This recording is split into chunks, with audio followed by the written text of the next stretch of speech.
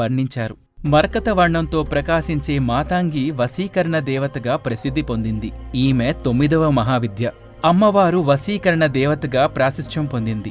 ఈ దివ్య స్వరూపిణి ఉపాసన వల్ల వాక్శుద్ధి, సకల రాజ వశీకరణ శక్తి, ఐశ్వర్య ప్రాప్తి సాధకుడికి లభిస్తుంది. దశమహావిద్యల్లో ఆఖరి విద్య అయిన మహావిద్య సంపదకు ప్రతిరూపమైన కమలాత్మికాదేవి. ఈమె లక్ష్మీదేవిని పోలి ఉంటుంది. అమ్మవారు కమలంపై కూర్చొని అదృష్టం, ఆశీర్వాదాలను సూచిస్తుంది. లక్ష్మీ తంత్రం వంటి గ్రంథాలు అమ్మవారిని సంపదకు మూలంగా వివరిస్తాయి. అమ్మవారిని ఆరాధిస్తే సకల విద్యా సంపదల్ని, పుత్ర పౌత్ర అభివృద్ధిని, సుఖ సంతోషాలని ప్రసాదిస్తుంది. అమ్మవారి ఈ దశ మహావిద్యలు కేవలం ఆరాధనకు మాత్రమే కాదు, అవి 10 జీవిత కాలం పాటు పాఠాలు మనకు నేర్పుతాయి. మనకు మార్గనిర్దేశం చేయటంతో పాటు మన ప్రయాణం సాఫీగా సాగిపోయేలా చేస్తాయి.